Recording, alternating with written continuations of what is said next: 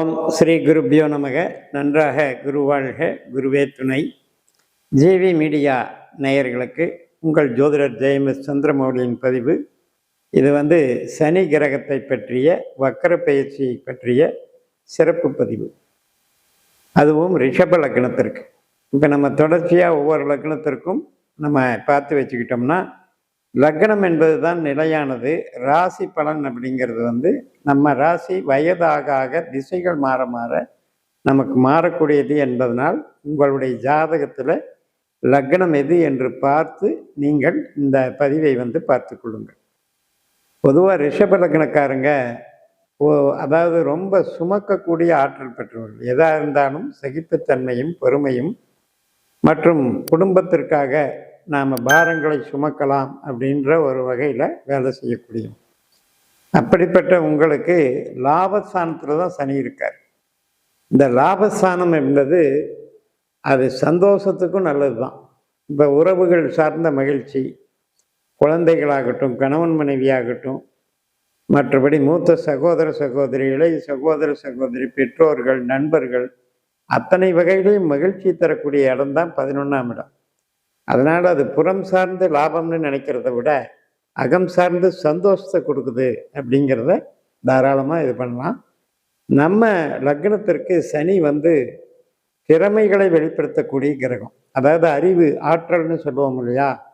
நம்மளுடைய அறிவை எப்படியெல்லாம் பயன்படுத்தலாம், தகவல் தொடர்பு எப்படி வச்சுக்கலாம், எப்படி நம்ம விஷயத்தை இன்னொருத்தருக்கு கொண்டு போய் ஒரு ப்ரெசன்டேஷன் பவர் இன்க்ரீஸ் பண்ணிக்கலாம், இளைய சகோதர வகை, ஆவணங்கள் சம்மந்தப்பட்டது, இந்த கருவிகள் யூஸ் பண்ணுற மேலே தகவல் தொடர்புக்கு சாதனங்கள், இதெல்லாம் சனியினுடைய பங்களிப்பு.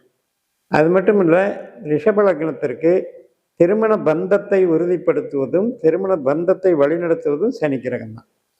அப்போ அவர் அந்த சனிங்கிறது நம்ம எப்பவுமே முகம் சுளிக்கக்கூடிய வகையில் ஏன் இருக்குது அப்படின்னா, அது சூரியனை விட்டு மிக தொலைவில் இருக்க இருள் கிரகம். அதனுடைய சுபாவம் மந்தத்தன்மை, சோம்பல் நிறம், மெதுவாக செல்லும் கிரகம். அப்போ எதையுமே உடனடியாக ஆக்ஷனில் இறங்காது, ரொம்ப ஸ்லோ.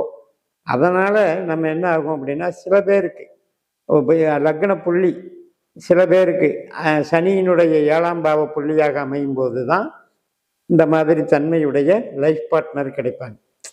ஆனால் அதுக்காக அது கெட்டதுன்னு சொல்ல முடியாது. அவங்களுடைய நேச்சர் அப்படி இருக்கும், அவ்வளோதான். பட் என்ன அப்படின்னா, இப்போ சனின்னா வயது முதிர்ந்த தோற்றம் இப்படியெல்லாம் கூட எடுத்துக்கலாம், அதுதான் குவாலிட்டி.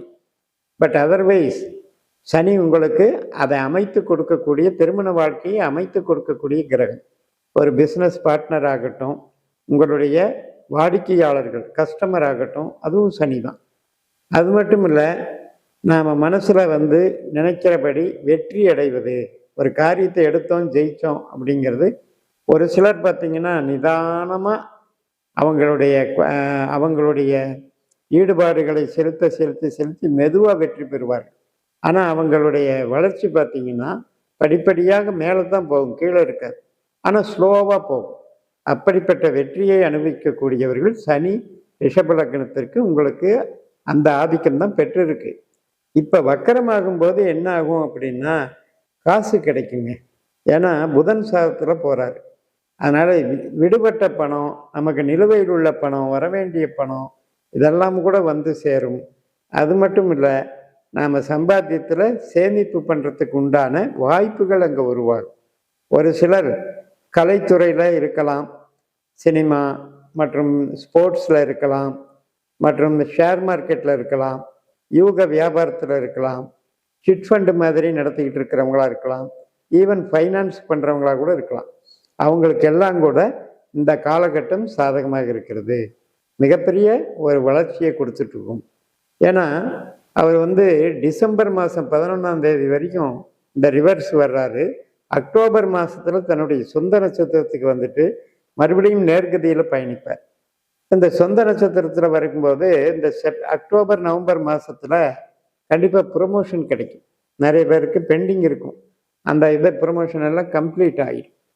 ஸோ அது மட்டும் இல்லை, வாழ்க்கையில் ஒருபடி உயர்ந்துட்டோம், ஒரு அடுத்த ஸ்டேஜுக்கு வந்துட்டோம். இப்போ சொந்த தொழில் பண்ணுறவங்களுக்கு கூட அந்த காலகட்டத்தில் இப்போ திட்டமிட்டு இருக்கவங்களுக்கெல்லாம் சொந்த தொழில் பண்ணுறதுக்கு உண்டான வாய்ப்புகள் கிடைக்கும். அதுவும் நல்லா இருக்கு. ஸோ மொத்தத்தில் ஏதாவது நெகட்டிவ் இருக்கா அப்படின்னு நம்ம பார்த்தா, இந்த 11ஆம் இடம் என்பது 4ஆம் இடத்துக்கும் 12ஆம் இடத்துக்கும் அது வந்து கெடுதல் செய்யும். சரி, 4ஆம் இடம் அப்படின்னா என்ன அப்படின்னா, நம்மளுடைய தாயார், நம்மளுடைய வீடு வீடு கட்டுறது சம்மந்தப்பட்டது, வாகனம் வாங்குறது சம்மந்தப்பட்டது. இந்த வகையில் மட்டும் உங்களுக்கு சனி திசா புத்தி அந்தரம் நடந்ததுன்னா அது கொஞ்சம் தாமதப்படுத்தும் அல்லது தடைகளை ஏற்படுத்தும், தாயாருக்கு உடல்நலம் பாதிக்க வைக்கும். அது மட்டும்தான் இதில் நெகட்டிவ் பாயிண்ட். இப்போ உங்களுக்கு சனி திசையே புத்தியே அந்தரம் நடக்கலைன்னா இதை பற்றி கவலைப்பட வேண்டியதில்லை. இது எல்லாமே என்னுடைய பதிவுகள் எல்லாமே திசா புத்தியோட கனெக்ட் பண்ணி பார்க்க வேண்டிய பதிவுகள். அதனால நம்ம வந்து எந்த ஒரு கிரகத்தை பற்றி சொன்னாலும் உங்களுடைய ஜாதகத்தை எடுத்துக்கொண்டு நீங்கள் என்ன லக்னம் என்று தெரிந்து கொண்டு அதற்கு பிறகு உங்களுக்கு இப்போ என்ன திசை நடக்குது அல்லது என்ன புத்தி நடக்குது, என்ன அந்தரம் நடக்குதுன்னு பாருங்க. அதில் வந்து இப்போ நம்ம சொல்கிற இந்த சனி வக்கரம் இன்வால்வ் ஆகுது அப்படின்னா உங்களுக்கு அது கண்டிப்பாக வேலை செய்யும். அப்போ அதை நீங்கள் தொடர்ந்து இந்த பதிவுகளை பார்க்க பார்க்க இந்த பாஸ்கரா ஸ்ட்ராலஜியில் ஜோதிடத்தினுடைய ஒரு உண்மைத்தன்மை அங்கே வெளிவரும். நமக்கு இதுதான் கொடுப்பினை அப்படின்ற ஒரு விதி கொடுப்பினை அப்படின்ற விஷயத்தை நம்மளால் உணர முடியும். ரெண்டாவது, நமக்கு வந்து இப்போ நடக்கக்கூடிய திசை எந்த விஷயத்துக்கெல்லாம் சாதகம் பண்ணுது, எந்த விஷயத்துக்கெல்லாம் ஆகாது அப்படிங்கிற ஒரு கட் அண்ட் ரைட்டான ஒரு ரிசல்ட்டை கொடுக்கும்போது உங்களால் வந்து கரெக்டாக அடுத்து என்ன செய்யலாம்ங்கிறத பிளான் பண்ண முடியும். ஒரு சிலருக்கு பார்த்தீங்கன்னா பணம் போட்டு பணம் பண்ணுற விஷயம் ஆகாது. ஒரு சிலருக்கு 2ஆம் இடம் கெட்டு போயிருக்கும். அப்போ அவங்களுக்கு அது மாதிரி போட்டு அதில் நஷ்டமடைஞ்சு கஷ்டப்படக்கூடிய சூழ்நிலைகள் ஏற்படுத்தி கொடுத்துரும். அதையெல்லாம் நீங்கள் என்ன பண்ணணும் அப்படின்னா, முதல்ல உங்கள் ஜாதகத்தில் இந்த விதி கொடுப்பினை பார்த்துக்கணும். பார்த்துட்ட பின்னால் ஒருவேளை இப்போ நமக்கு நடக்கிற திசை உற்பத்தி சார்ந்த தொழிலுக்கு ஆதாயமாக இருந்தால் அதை செய்யலாம். இல்லை உங்களுக்கு வந்து பணம் போட்டு பணம் பண்ணக்கூடாது, பணஸ்தானம் வீக்காக இருக்குது அப்படின்னு இருந்தால் கண்டிப்பாக நீங்கள் வந்து மூளை உழைப்பு சார்ந்த பணிகள், கமிஷன் துறை, கன்சல்டிங், இந்த மாதிரி தான் நீங்கள் ஈடுபடணும். அதே மாதிரி தான் உறவுகள். அந்த உறவுகள் வந்து நமக்கு ஸ்டாண்டர்டாக நல்லதா, பாசிட்டிவாக, நெகட்டிவாக அப்படிங்கிறதெல்லாம் நம்ம கொடுப்பினையில் பார்த்துக்கணும். இப்போ நடக்கிற திசா புத்தியில் பார்த்துக்கணும். விதி மதி கதி என்று சொல்லக்கூடிய விதி என்று சொல்லக்கூடிய கொடுப்பினை, மதி என்று சொல்லக்கூடிய திசா புத்தி, கதி என்று சொல்லக்கூடிய இந்த மாதிரியான பெயர்ச்சி படங்கள், இந்த மூன்றும் சேர்ந்துதான் நமது வாழ்க்கையில் நிகழ்வுகளை நடத்துகின்றன என்று சொல்லி நிறைவு செய்கிறேன்.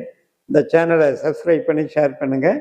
உங்கள் தனிப்பட்ட ஜாதக பலாபலன்களை என்னுடைய வாட்ஸ்அப் நம்பரில் தொடர்பு கொண்டு பலன் பெறுங்கள். உங்களிடமிருந்து விடைபெறுகிறேன். உங்கள் JMS. நன்றி, வணக்கம்.